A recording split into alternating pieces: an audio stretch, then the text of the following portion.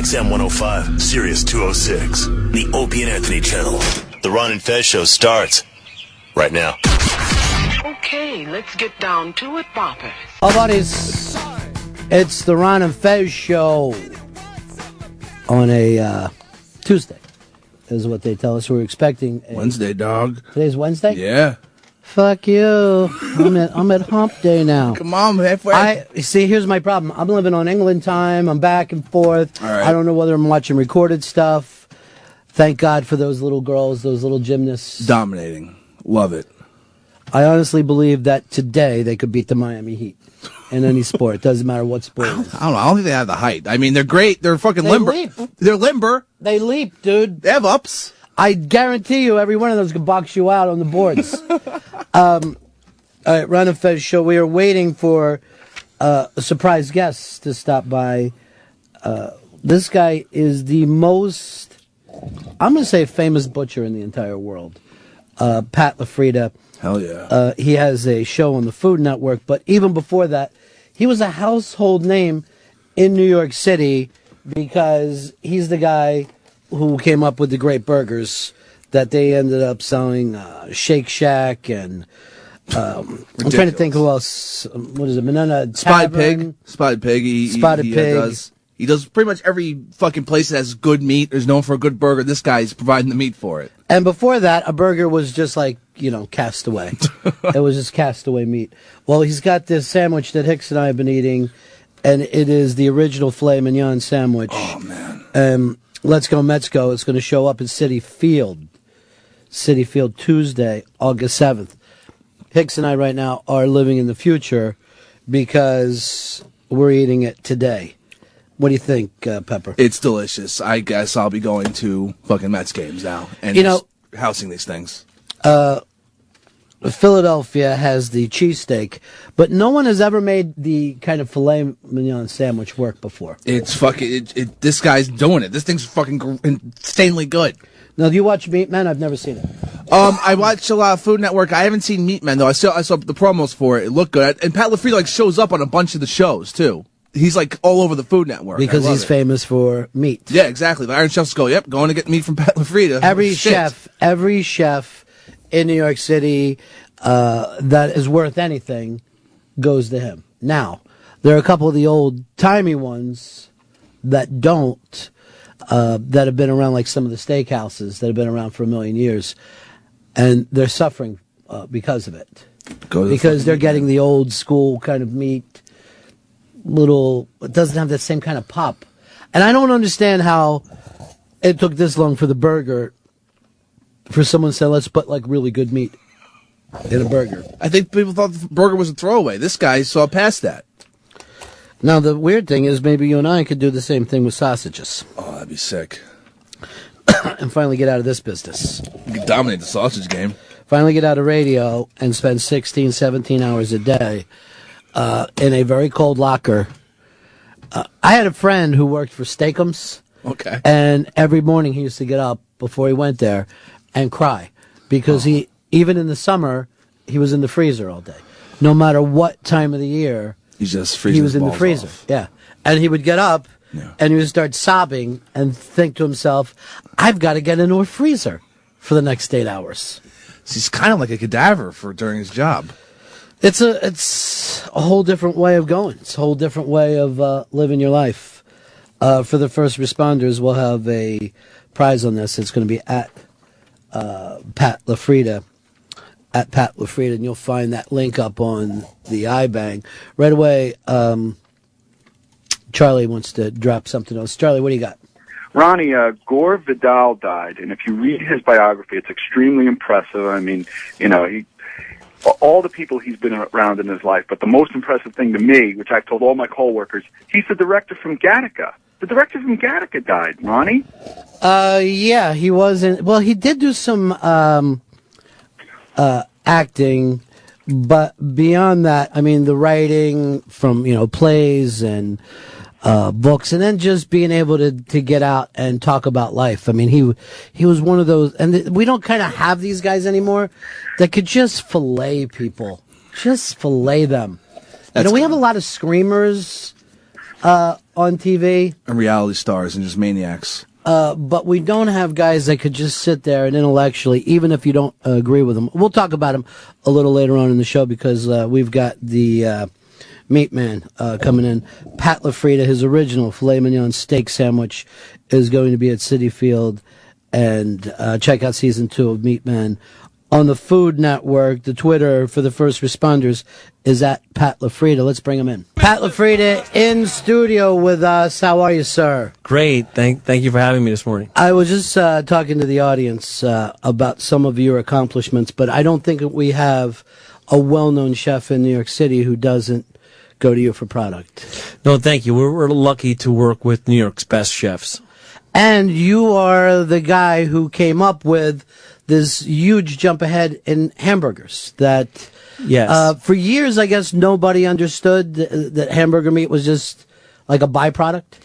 Right. For many years, ground beef was made with trimmings and just what was left over. But my grandfather had a different philosophy in that, and we always used the same cuts of meat and whole cuts of meat, never trimmings. And always domestic products. So when big hamburger makers are making tens of thousands of pounds an hour for the lowest bidder, they're not worried about where the meat comes from. Whereas what we always did was make the best ground beef. So 15 years ago, when there was this big hamburger revolution, it was just natural that all the chefs came to us for the best ground beef that you could make. And then I tweaked my grandfather's blend so many times that we have well over 50 blends, so that we have restaurants that are located right near each other that have very different flavor profiles from each other. And it's very important, especially in New York City, that everyone has their own niche and their own flavor. But I think the place that it shows genius with you is that you didn't get the first blend and say, this is our blend, this is what we sell, because most people think of branding that way, at least in a corporate world. And I think this is important for Americans to think about, because I think now that we're in this place that we are, it's really going to be entrepreneurs and family businesses that pull us out of it. And you did something that I think no corporation would ever do, is I think that most of the time they would go, this is the one who wants to buy it. But you kept on working, making its kind of individual flavors for different people. Right, because like we tell our employees, you don't work for me. We work for our customers. So our product was always about making it for our customers, not saying this is Pat LaFrieda brand and good for the brand. It just so happened it was great for the brand. That what we were doing by not concentrating on our brand, by concentrating on our customers' brands and making iconic burgers like Shake Shack and tweaking those blends so it worked great on their flat top in the park when they first opened. Right. Like custom tailoring all of that for our customers and working for them was what made us different. But I think I'm sure that you got tons of calls to saying, give me the Shake Shack blend. Tons. Give me the same thing. Tons. So as a business person, how do you not just do the easy thing and just start sending that out? Because I think that's where a lot of companies would make the mistake and send that out. But when you work with guys like Danny Meyer and the president of Shake Shack, Randy Garuti, and you shake on it, and your word is everything in business. So when a restaurant calls and says, hey, I want the Shake Shack blend, I'm like, that's their exclusive blend, but we're going to make you one for you. Let's start off with, what steaks do you like to eat? We'll translate that into a burger blend, and we'll make something specific for you. It's not like you're going to go and tell people, hey, I have the Shake Shack blend, are you? No, restaurants want to come, consumers want to come to your restaurant because of what you're bringing to the table. If they want Shake Shack, they go to Shake Shack. And then I usually win that argument, and we make them something unique. And again, I think 99% of businesses out there would have done the exact opposite. And that's why you kept all these people. Like Danny Meyer is also now loyal to you, of course. Yes, yes.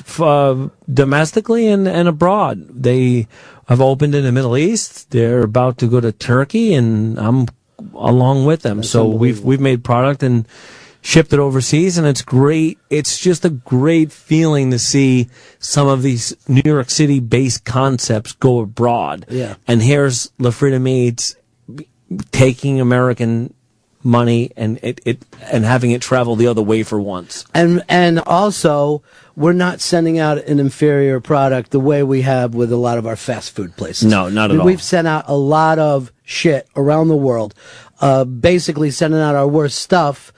Where here, we're saying this stuff is important and it's good. You might pay a little more for it, but it's great. And that cheap product that you're talking about is usually not even American product. Right. It's usually imported trimmings from Canada, Mexico, Uruguay. It could be from anywhere. Anyone that's got some trimmings and the lowest bidder, we import it, not me, but companies will import it, grind it here, and then call it domestic American product when it's not. How come stuff like buffalo has never really caught on? Have you ever played around with that? Sure, we carry buffalo. Yeah. We make ground buffalo. It's very good. It's very lean though, so it's an unforgiving steak. So when you rate it up against American beef in the grading process, it would grade down by the lowest, meaning it has no intramuscular fat, no flavor. So you need a chef that understands that it's an unforgiving meat, meaning that you can overcook it easily, and a chef has to understand the properties of buffalo in order for them to make it well. And it's really just about education. All right, you're doing something now with City Field, which is the original filet mignon steak sandwich.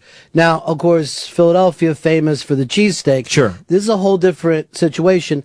And I don't think anyone's ever really made the filet mignon steak sandwich work yet. No, they don't even get, no one even gets a regular steak sandwich right. Yeah. And the Philly cheesesteak, sure, it's great, especially after a few beers, but really it's not a great culinary experience. And that's usually made with shaved, imported Australian beef knuckles. Like, you put so much else on it that you don't taste it anymore. What we wanted to do was, we always loved what Citi Field did with the food there. Like going to a Mets game, it's no longer about eating stale pretzels or bad hot dogs. Right. Like, you could get really great food there, like Shake Shack, like Blue Smoke, or Catch of the Day. But the one thing they were missing was a steak sandwich. So, in speaking to the Wilpons very recently and talking about that, I suggested a family recipe where it was something that we've made in our family for many years. And a couple days later, they had me in and I cooked one for them. And they said that no ballpark would ever work as fast as they do. There's always a lot of red tape and politics involved and sponsorship money. They're like, Pat, we open in 2 weeks. We need this product here. We don't have it. And then here you go. Like on the 7th, we'll be opening up a concession there, which we've never done that before. Now, we were eating your sandwich before you came in. It's fantastic, but also terrific bread. There's great Very bread important, with it. yeah. We're the meat guys, but we're carb freaks. Like, bread needs, bread not only does it have to be fresh, it has to be of great quality. We think, like, outside of New York, it's too airy. This is actually from a great bakery in New Jersey, Hudson Bakery. But besides that, it needs a little bit of love before you serve it. So you have to toast it right before, and it's important. So yeah, all that stuff is important, and it's the kind of stuff people forget as they start to mass produce stuff. So you really have got to have the quality control on that. If you see a nice toasted baguette or any kind of Italian bread, assembly in Italian bread, and you see it at any venue, any food venue, and it's coming out of a plastic bag, it's lost its crust from the outside already. Yeah. The moisture from the inside has reached the outside, and it's what you'd find in a supermarket. And we were very adamant that we needed our bread there to go along with or like a great quality bread to go along with it, because it's the first thing you touch. It's the first thing that hits your mouth. And and it will destroy your entire night if you get that bread. You're like, what am I doing here? And what's funny thing is, a lot of great barbecue places in the South will just give you a slice of Wonder Bread. There's a really famous place that puts it inside a plastic wrap, and I'm like, why? You just ruined my night. I know. I've been to hundreds of burger tastings with all the hamburger blends that we make, and I'll pick up the bun and I'm like, guys, we don't need to go any further. Right away, we're making a big mistake here. Yeah. You know, whether it's the quality of the bread or the bread to meat ratio is really important. It is incredibly important. Don't give me some gigantic burger that I can't bite, and then this sick little bread on the outside of it. Or vice versa. Yeah. I don't want to be biting into a burger and I have no burger in the first bite. It's all bread. How do you, when you're working with so many people now, how do you keep the quality control going? Because I'm sure they all want the best steak every day. Sure, they do. But we're very exclusive as to who we sell to, and our operations start at 6 p.m. What a lot of people don't know, we start at 6 p.m. every night. So under the USDA government oversight, which we have a USDA inspector in our building at all times, we start cutting meat at 6 p.m. to be delivered the next morning. Nothing gets cut ahead of time, but working all night gives us that ability to get all these custom blends done, and done it in a fashion not just with the government oversight, but with my oversight. So I worked all night last night, and then this is the time I would normally be sleeping, and then I get up and do it all over again the next day. So it's a family-run business, meaning I'm there. My dad comes every morning at 3:30 in the morning, and then my cousin's there at 7 a.m. So we're 24 hours, six days a week.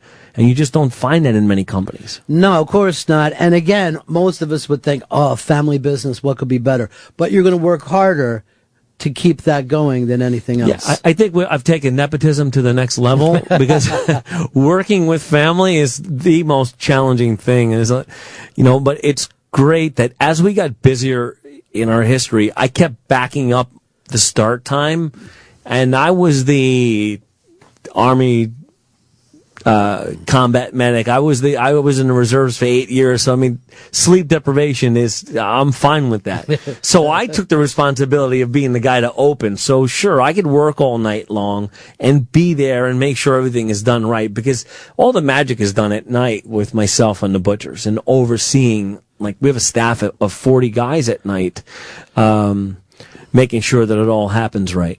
How big was that business when you were a kid, though? I mean, you didn't have 40 butchers. We had 2 broken down vans, 2 drivers. My dad was the butcher. He sometimes had an assistant. And every day off, I worked with my dad. And it was a very, very small company. It was a small company, but it was a family business. It was working. You went to college. So what made you think we need to expand? Well, where did that drive even come from? I thought that my first inclination that what we did was so different and so good was that restaurants that didn't buy from us, like high-end restaurants, around the holidays or Memorial Day or Labor Day, they were stopping by the chefs and the owners were stopping by our place to get meat for their homes. So if it was they didn't want to get their meat that they use for their restaurants, but they were getting it at my place for their home. I said, we need to get the message out there. What we're doing is different.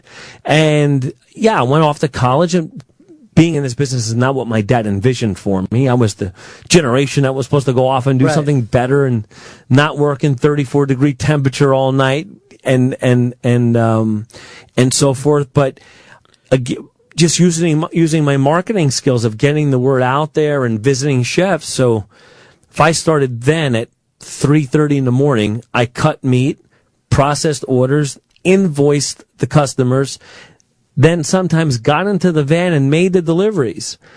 Would come back to LaFrieda Meats, change in what we called was a cloffice.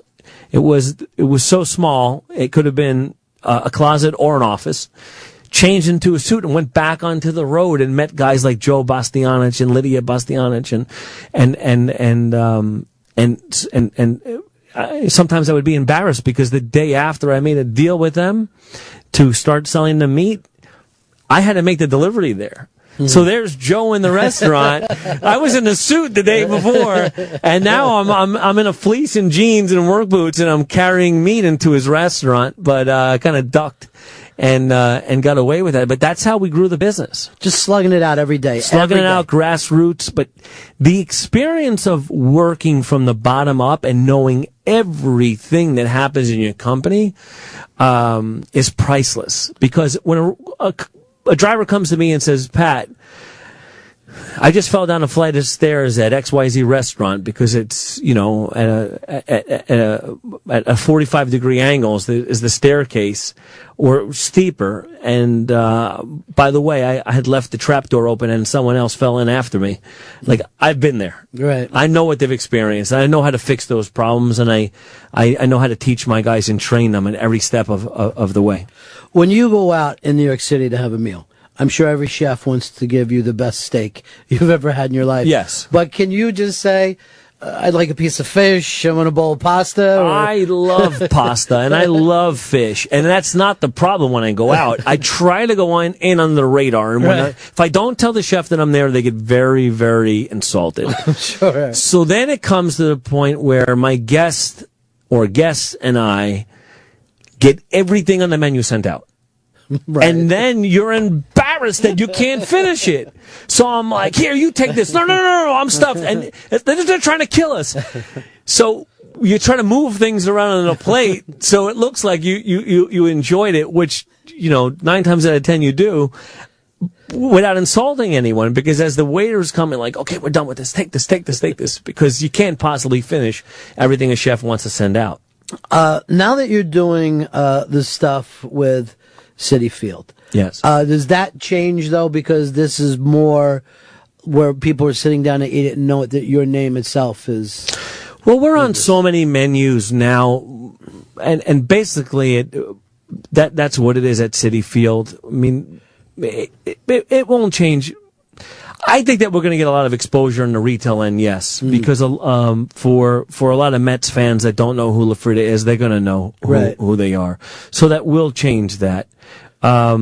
We would never open up a restaurant on our own in the city, and we've had many of offers to open up steak restaurants, burger restaurants using our name, and we don't do it. Being in Citi Field's a different situation. It's only during ball games and whatnot, but it should be a great experience for that. And the fact that the stadium didn't have a steak sandwich or any other steak sandwich that is made is usually sliced thin beef.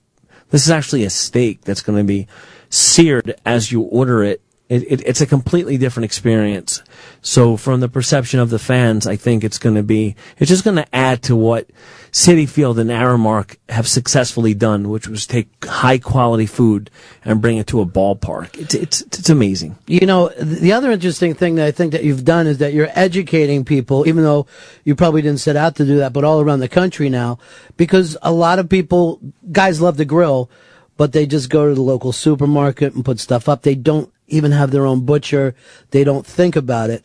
And if you have a bad piece of meat, you're never going to have a terrific meal. Even if you have an okay piece of meat, sure, it's never going to be, no matter what your recipe is, it's never going to work out for you.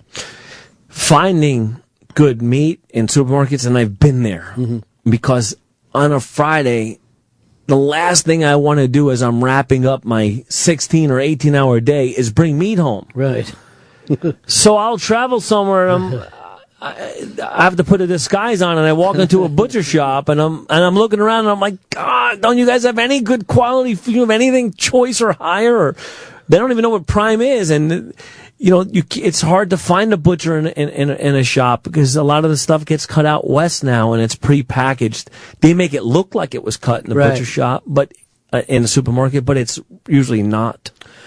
I know that you're really busy, but honestly, I think a book about what you've done business-wise would be so helpful to Americans, because I think it's a fantastic story. And it's almost like one of those flowers that kind of grows out of the broken sidewalk. It goes to show Americans that this can be done again. I think it's fantastic. It can be done, and to watch where we just built a new facility in North Bergen, which is New York 6 borough now. Right. right through the Lincoln Tunnel and to see all the manufacturing companies there and all the opportunities there, and they're all vacant. Right. Where did our manufacturing jobs go? How is it that other countries can make product so much cheaper and still ship it halfway across the world? Well, we can't do it here. And I just think that we can. I think the opportunities are there. I think the opportunities are there too. And I grew up in a manufacturing town, and none of my friends work in manufacturing now. And I think most men would much rather work in that field than sitting in a cubicle marketing. I think that's one of the reasons that we're kind of depressed as a people. Sure. Is that we're not doing the kind of work that we're really, really good at. Sitting in a cubicle marketing imported products. Yeah, imported products. Pat, thanks so much Thanks for having me. Coming by, because it's a great story besides the fact that you've got great products. August 7th, Citi Field in New York, Mets are going to be hosting the Marlins, and the original filet steak sandwich is going to be open up. Season 2 of Meat Men is coming soon on the Food Network. Thanks so much, Pat. It was just a real pleasure. Thank you for having me. A chance to talk to you. All right, that was Pat LaFrieda. I know everybody around the country doesn't know his story, so check out Meat Men if you can. But I really would love for this guy, beyond this stuff of butchering, and everybody loves the grill, and everybody loves a good steak, everybody loves a good burger. But beyond that, I think it's the exact kind of stuff that we talk about in this country of how to fucking fix it again, man. At Pat LaFrieda on the Twitter for the first responders. We'll put together something nice for you. At Pat LaFrieda. It's a great, great story all the way around, and I would really love to see a business book out of him. That guy's awesome. He fucking busted his ass and he fucking made it. He did bust his ass, he did make it, but he's not sliding now. I mean, he's still, last night, he busted his ass. He hasn't slept. Yeah, and I think that we get into this stuff. I know I've done it before. As soon as I make some money, I'll lay around in the pool on a float. And I kind of feel like America did that for a while.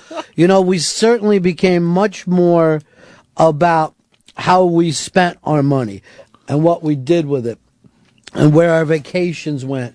And we got out of this stuff of the real kind of pride that you can have by having just a great product. And believe me when I tell you, everybody in New York was shocked when people lined up for Shake Shack, because you could get a hamburger in about 5,000 different places in New York, and I'm not even, laying down that number. And people would walk past all those spots and stand in front of Shake Shack. Danny Meyer, by the way, is also a genius. But the fact that they worked out this special blend, people were ready to say, I'm ready to wait to eat this great thing. And it wasn't overly expensive. It was more expensive than if you went to a fast food joint. But it just goes to show that people do love quality. At Pat LaFrieda is the Twitter, and we will put something together. Fez will pick something out of the prize closet. All right, 866-RON-0-FEZ. 866-RON-0-FEZ. We were talking about Gore Vidal passing away last night, kind of an end of an era there. And William F. Buckley and him. William F. Buckley would be on the right, and Gore Vidal would be on the left. And those two guys would have these amazing intellectual conversations, arguments, debates, without all the screaming and fucking bumper sticker shit that we get when we turn on the news now. I just see it as one of those things that it just goes to show that it's another click of the era over, Buckley was a guy who was also, and he was always a conservative at times, like during the Vietnam War, where a lot of people get mad at him, but you could never say that the guy wasn't a great thinker. He wasn't just yelling the same shit out. It had very little to do with, the religious right. It was really more about how to run the country. We've really taken a couple of steps back here. I think it's harder for the guys to do that now, where it's easy to just, say crazy shit. It's easier because we'll put up with it. The fact that we put up with it is what makes it easier. The fact that the audience is willing to put this stuff on and repeat it, I like most things that we get back and talk about, and it'll tie back into Pat LaFrieda. If you just show up at the supermarket and you don't care that the steak that you're going to barbecue this is a week old by the time that you throw it on the grill, then that's what you're going to get. There would be no reason for any market to change before they did that. So you have to be the type of person who says, I want better stuff. And guess what? I'm not prepared to put up with this shitty product. Period. That's all you got to do. That's all you have to do. Well, people also probably don't know where the good products are also. So. It's going to take a little education and anything else. I mean, the fact of the matter is, why should you go through life with your eyes closed to everything? You know, it's the same when we talk about music. If you just buy whatever top 40 radio gives you, then that's what they're going to give you. So you've got to look around a little bit. The same with film. If you're not willing to drive in a couple extra miles and see the different kind of film, then you're kind of making a vote there, whether you like it or not. You are saying, I don't give a shit what you give me. I don't give a shit one way or another. You watched those little girls last night on that Olympic team. And those kids, and they're all in their teens, have worked harder to get to that point than you and everyone that you know. Forget the fact that they have some amount of talent. They also took that talent and worked it harder. They gave up everything else. Than you can possibly imagine. You can possibly imagine. And that's why when they're standing there getting that, the gold medal last night, you're kind of choked up for these kids because you're like, look what you've been able to accomplish. And then to be able to feel that with the USA thing and jump awesome. into it, that was crazy. A lot of people are mad that NBC is not running all these things live, that you ended up knowing that the girls won before they went on TV. Yeah, Twitter's just blown the fuck up. They're constant. NBC's just getting hammered 24 hours a day, pretty much. And yet, you can watch it on apps, if you want to sit around and watch it on your phone for the people who do. But I don't think that if they would have ran that thing on MSNBC, I still think they would have had the big thing at night. I know I would have rewatched it. Well, it's prime time. I mean, people. That's the best time. But you also can put it together better with like a little package, and you get those mom shots and the music and all that. I think that they should be just opening the doors, because you can't go online anywhere without seeing what Phelps did before. You stay away from ESPN.com because it's everywhere. Well, forget. I mean, it doesn't matter. If I put on my computer, the first place I go has it on. AOL had it, CNN had it, you name it. The funny thing with Phelps is they took him from being a washed up, kind of lazy dog into the greatest Olympian that ever lived in one so fucking race. Funny. It's so nuts how we are. And right before the winning race, it's like, oh, the greatest. He fucking had his heart broken. He just by 500th of a second or whatever, where he got in the butterfly. It was really good TV. Some people say I don't get to the Olympics because I don't know all the sports and I don't know everything. It takes you seconds. Now, big controversy. We're putting this up on the iBang in badminton, and once again, badminton has disgraced themselves. Jesus Christ, what the fuck are you people doing? That was the sport of backyard kings. I know you never played badminton because you never had a backyard. No. Anyone who had a backyard in the summer, it was the only sport that you ever saw your mom and dad try to play. And my dad would always do a thing where he grabbed it coming down with one hand and hit it, and then all the kids would yell, "You cheated! You if he could get to it or not. That was his thing to drive us crazy. Well, these guys went out, they got suspended for tanking, and so that they could get in a better seed. They could end up an easier thing. Right. But you could normally get away with that, but two teams were attempting to tank each other as it was going on. So fucking funny. Where it took the WWE to a whole new place. Just fucking ripping shots off, just hitting the fucking net is hysterical. We got so much we want to get to again. We'll take a break here. We'll come back and give out some prizes because we're going to start and blow out our prize closet. We've got that to mention, plus commenter is going to pick up something nice today too off the iBank. One more time to get in on this for first responders. It's at Pat LaFrieda. We will break here and be back. By the way, you can get the at Pat LaFrieda over on the iBank Twitter. We'll be right back with the beginning of the show because we've got so much to jump into today. So much crazy shit up on the iBang. It's the Ron and Fez Show. It's the Ron and Fez Show. 866 Ron Zero Fez. 866 Ron Zero Fez.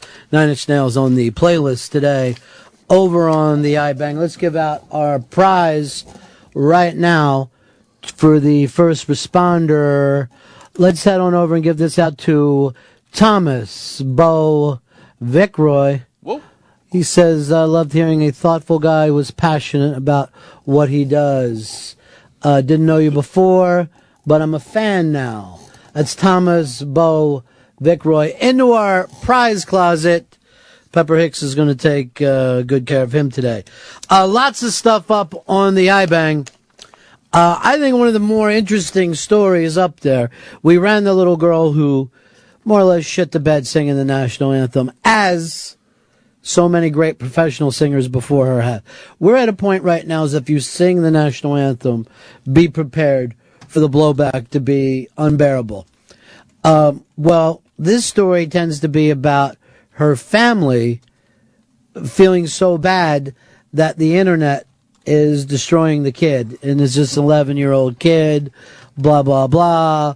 Now I can't even let her go on the internet. Here's the weird thing that goes to show how society hasn't caught up with themselves.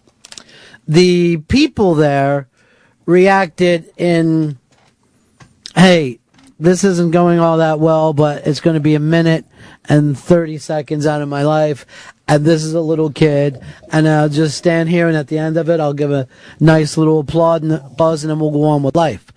The internet, of course, you don't have the little kid standing in front of you.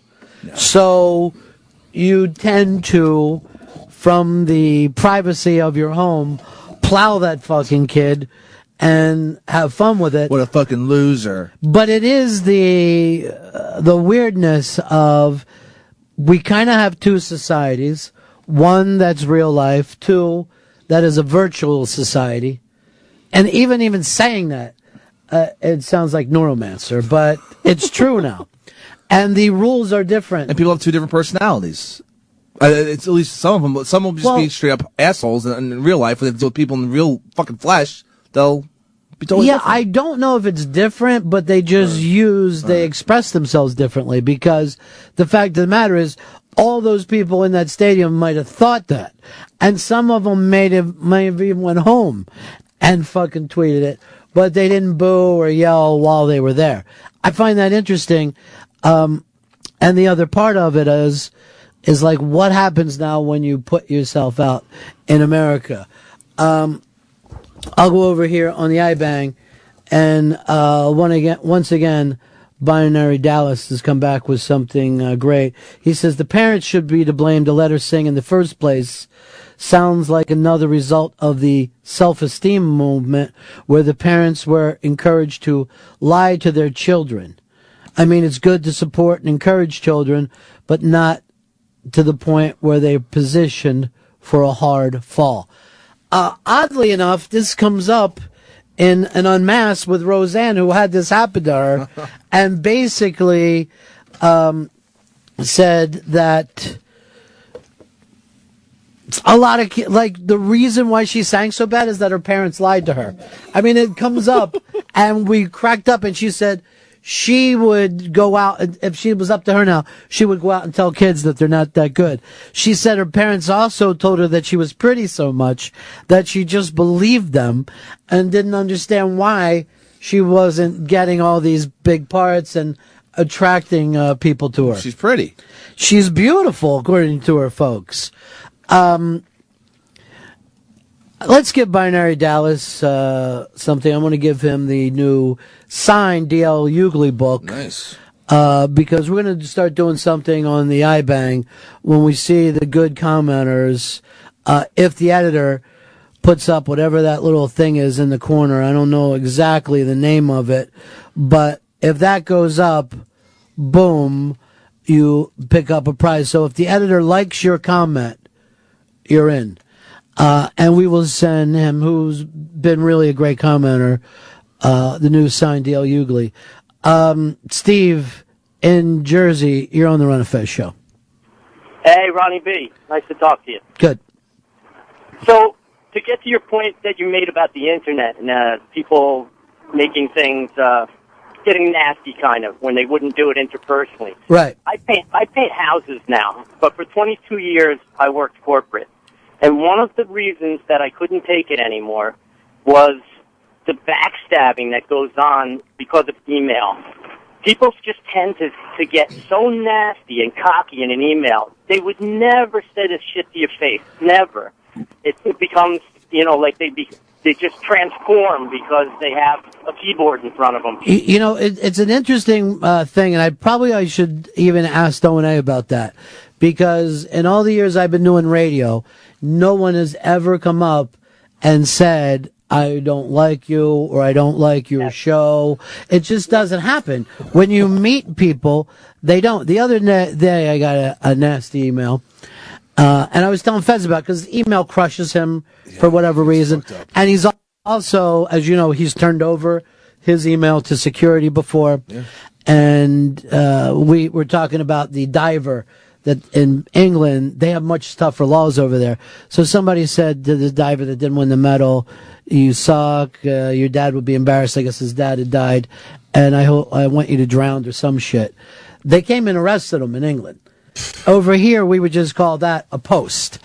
But trolls get fucked with by the cops. The other day, somebody got mad at me, and they wrote me an email about the Jerry Jones thing, because I didn't let it all play out. We were having fun laughing at Jerry Jones. And he said glory hole. Yeah, and he said glory hole, and maybe there was some context to it. I don't even know. But I just wanted to fuck with Jerry Jones, so he put it out there. So apparently it was a Cowboys fan. He wrote to me, you don't play the whole thing, which obviously I'm not going to play 7 minutes or something anyway. Then he wrote back, because you want to put your bullshit spin on it. Why don't you go suck Obama's dick, you fucking faggot? And I'm glad that I don't even pay to listen to you. So I fucking throw back something at him. And then he writes back, hey, dude, I was just having a bad day. And it's, I've been listening for years and having laughs. So I get both those responses. I mean, I would never, I watch Jon Stewart, and I never think I disagree with him or he's having an off show. I'm going to write to him and call him a fucking dick. Send him a nasty email. But I get the thing of, oh man, I thought there was going to be a better show tonight. I get that. Blew. Yeah, I get that thing of it. But I think my point was, I think his personality is closer to the second thing that he sent to me than the first. I think he thought, I like the Cowboys and you're being a dick to them, which I was, and I totally get it. But even when I threw back, it's basically the same kind of shit that you do. I made fun of his name because he had bong hit in it. But I don't think that what people express... Fez just came in and farted. He hasn't talked at all today.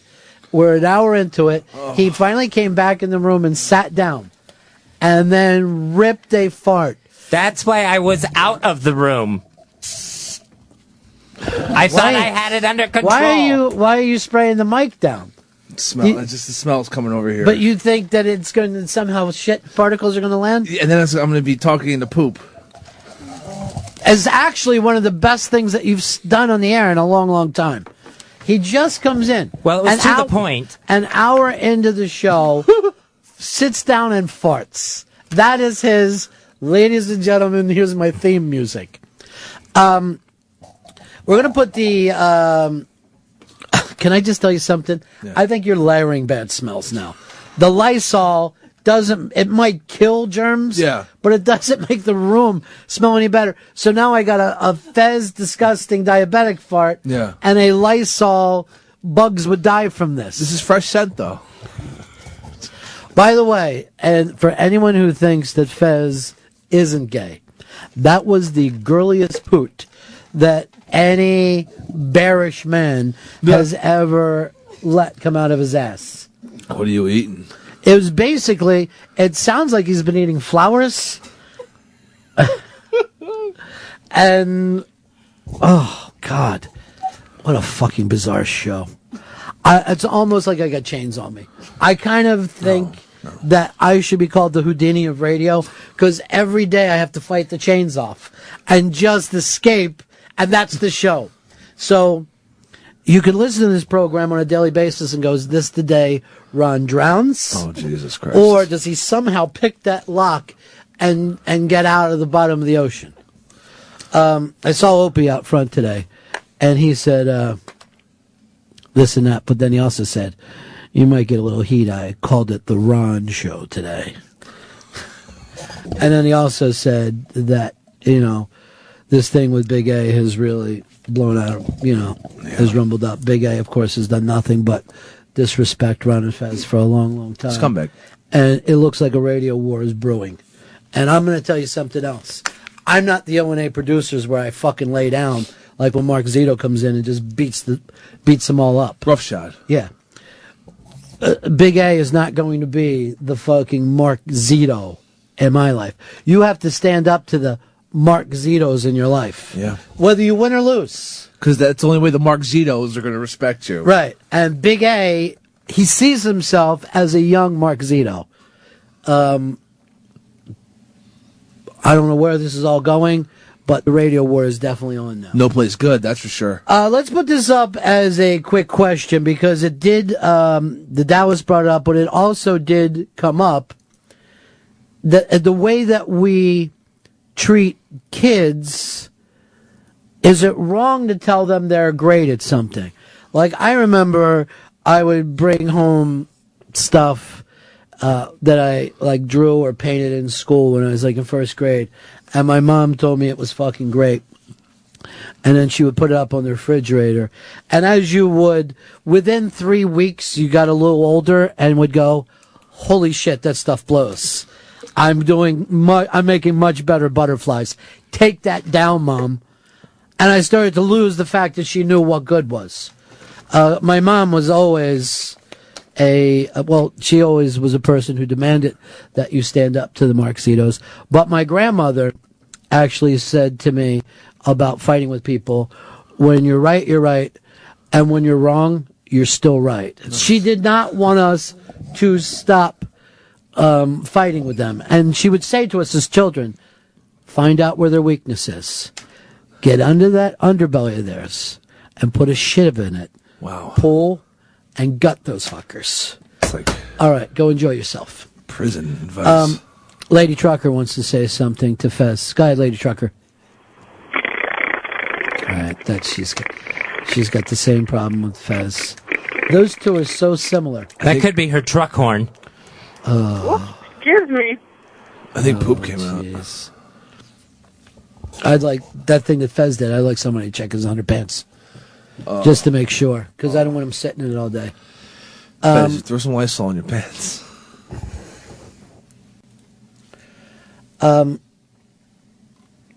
Now I'm looking over and seeing that Tito's Vodka and Pat LaFrieda are both sharing in there. They had a great time on the show, and they're loving life. We should do a straight entrepreneurs show sometime. Fucking steaks and vodka. I love those kind of guys, the guys that do it on their own. They're my favorite people in the whole world. And maybe what we should do is just see if we can, all of them, to do either a series of books together or a book, because America could use it. Let's go over to Ryan in Texas. You're on the Ron and Fez show. Hey, Ron, just wanted to comment on the kid issue. I think it's a good thing is when kids are younger, they're growing up, give them some confidence, but let's be honest, when you hit around 10, 12 years old, you need to realize that, your stuff doesn't smell sweet all the time, and that you are full of shit. So That's I true. think We no longer tell Fez that his little fucking poots really brighten up our life, and he needs to hear it so that he'll stop sitting in here half shit and then feel like he's put on a great show. But this little girl was 11. Here's, I think, the big difference here. If she would have sang this craziness at her house, fine. But the parents who think she's such a good singer, we need to get her out in front of 20,000 people. Get her an agent. And let them share in this. Because when you move into the spotlight, then criticism is part of that. So if you're just a little, like, if she did this at her school and it went viral, then you could say, all right, Americans are kind of mean. But if she goes on that America's Got Talent contest, right? Yeah. She's now a professional. If you're a bad actor in your school play, fine. Who cares? It's cute. Everybody's taking stuff. But if you're in a Steven Spielberg movie, do the critics have a right to say, this kid stinks? This is a little wooden actor. The answer is yes. That's what happens. Now, Fez, I remember when your nieces were up here. They were excited to spend the night with you because of karate. Yes. And explain to us what happens with karate. With karate, it's me and the 5-year-old, and she believes she knows legitimate karate moves, and we kind of play fight, chopping and kicking at each other. And you fall down, and you act like you're hurt. Let me give you a little advice here. The next time you're playing this game with her, you take her down fast, you ankle lock, and you keep that pressure on until she taps the fuck out. And then you say to her, if you want to get better, you've got to work at this every day because your karate moves stink. So take her down. Slam her down. Lock that ankle, and the pressure stays on it. She's going to tap. Yeah. Put a little more pressure on it before you let go. And then right afterwards, get her elevated, ice, rest. Get her a juice box or whatever those kids fucking drink. Capri Sun. What is it? Capri Sun. All right, Capri Sun's a better idea. It's probably a healthier choice. Tasty. And as she's healing, she can sell it to herself. I can't beat a grown man in wrestling. And more importantly, I'm never going to try again. And I'll probably just stay in my house. I know that my family used to... I had an older sister who basically... She was 11 years older than me. So basically, I was like a fucking doll that was left under her Christmas tree. That she would feel like I was wearing a great hat, or I should sing along with pop songs and stuff like this. I would say that she lied to me, but even today, she would still say that I was good at all these things that I wasn't. You know what I mean? She just thinks, hey, he came around as I was practicing mom, and that was it. It all works out. And she would always tell me, oh, you're so great at that. And I was like this. I really am. I really am great at that. The confidence up. Let's go and read some of the stuff on the iBang. If you want to give us a call, it's 866-RON-0-FEZ. 866-RON-0-FEZ. Beth in Alabama says you have to encourage kids to try new things and let them know there is endless options. No one is great at everything. Well, the interesting thing is, I remember kids that couldn't play ball, worked at it harder than everybody, and then actually became pretty decent ball players. We also have a thing that if you're not great at it immediately today, you should quit. Yeah. Where most things you really do have to work for a while. Sponge Steve says karate sounds like Fez's tickle fight going on pedo. Oh. Good God. It's karate. Wall DeWall says finger paintings aren't always good. They rarely are. That is true. But there is a thing that you want your kid to try things and to accomplish things. For some reason in my family, I still can't get over this. They really thought that you needed to color inside the lines and also to take a bold crayon and outline all the lines with that new color. And I was just like, I just want to really practice writing curse words. Because my mom would sometimes be like this. Who wrote ass with two S's in the wrong direction? No idea. I think it came like that. Because I write blue. I was a Terry Southern fan, and I wanted to get it out there. I wanted to shock people with my writing. Let's go over to our buddy Charlie. Charlie, what do you got? Hey, what's going on, Ronnie B? Yeah. Hey, I got a chance to watch this baseball show, and it was called the Traveling Team Championship. So the parents pay all the money to pay on these traveling teams, right? Yeah. So they go to a tournament, and all the kids are great, because the parents tell them they pay money for these families. It's a lot of money. Yeah, they fly now. Little League kids will fly around the country. That's fucking nuts. Yeah, it is. We thought it was great if we were in the back of a station wagon, or, and this is odd, you'll never see this. Hey, my dad has a truck. Put the whole team in the back of a pickup, and then we would just be riding down the road that way, and we felt like we're a traveling team. My dad was half in the bag when he drove us around. I mean, he got fucking lit up at my fucking Little League games. And you're bragging about that? Why? Because, hey, man, it's cool times. I didn't even think of that. Hey, man. It's cool times. It's cool times. Let's see some of these things. This one says, Fez's mom calls him every night and tells him he's great at radio. I'm going to send her that fart fucking clip. Don't. It happened, Fez. It did. It didn't smell too good either. Let's see. I think a kid being enthusiastic about something they have no business participating in is better than parents pushing kids into something they enjoy, but the kids have no talent for it.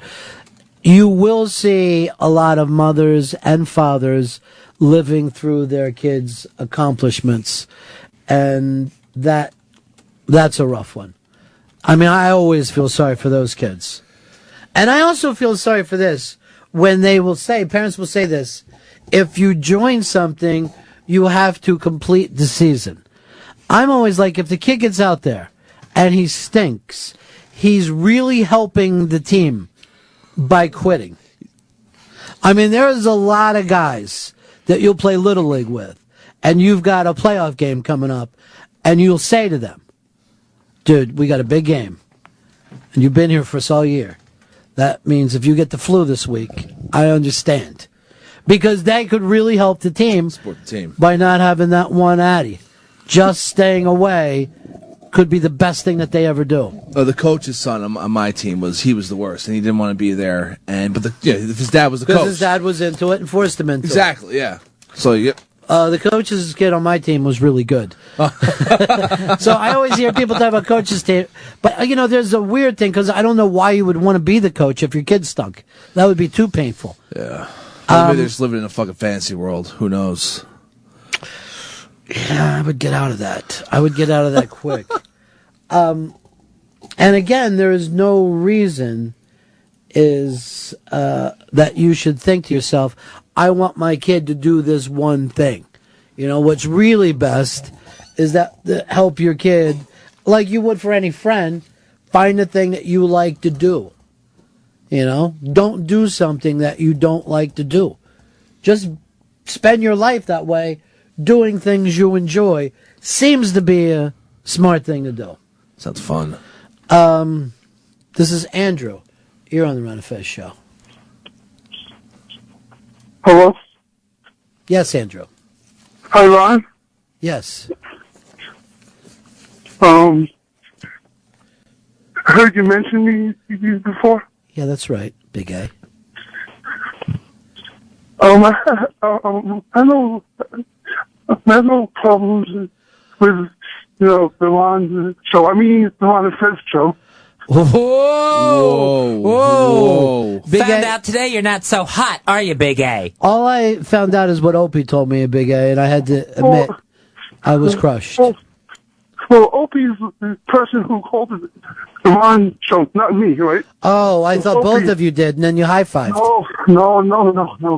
No. it was Opie. I said that I always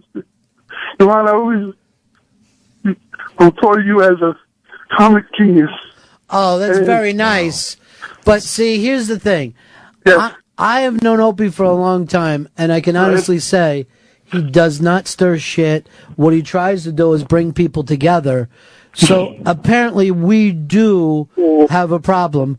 A big A.